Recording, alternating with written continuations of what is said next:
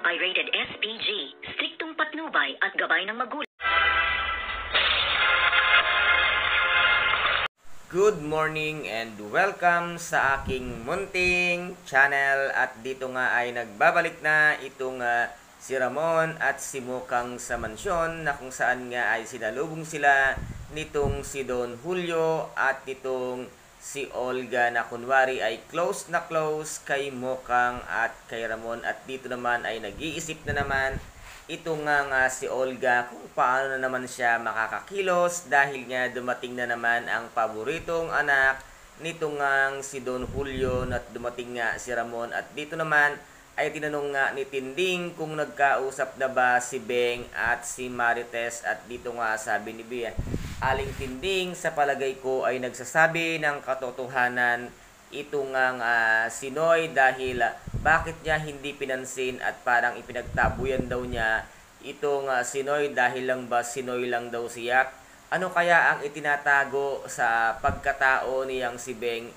Wala naman sanang masama kung magking mayaman man si Beng or ano man ang kanyang buhay.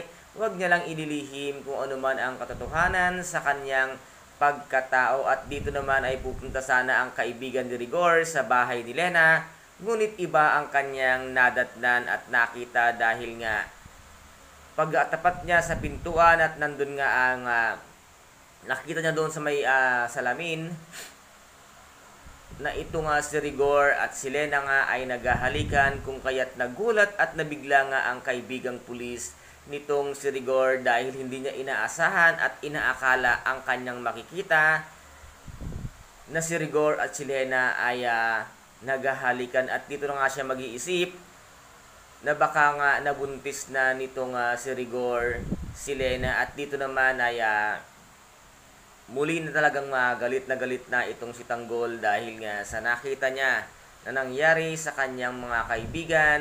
At dito ay sasabog at hindi na mapipigilan ang kanyang galit.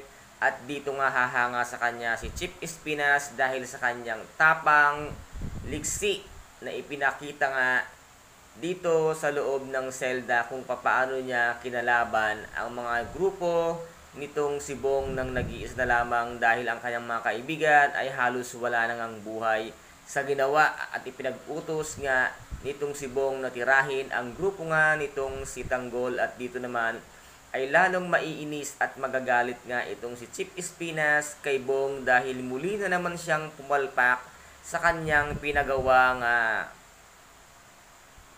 sa kanyang ibinigay na trabaho, sa halip na itong si Congressman Sevilla ang matapos ay si Bong pa ang napuruhan at tinamaan nga ng mga tauhan nitong si Congressman Sevilla, kung kaya't lalong magagalit at maiinis itong si Chief Espinas dito nga kay Bong. At ito na kaya ang panahon para mapalitan nga si Bong sa posisyon niya sa loob ng bilibid. At dito naman lalong magagalit itong si Bong sa grupo nga itong si Tanggol, dahil nga papalitan na siya ni Chief Espinas. At dito nga uli magkakaroon ng isang mas matinding riot sa pagitan nitong si Tanggol at ni Bong, kung kaya't dito nga mapipilitan ng kitilin ni Bong ang buhay, makitil ang buhay ni Bong ni Tanggol, kung kaya't dito na lalong hahanga si Chief Espinas sa kanya, dahil nakitil ni Tanggol ang buhay ng isang Bong na pinakamagulo sa loob ng selda.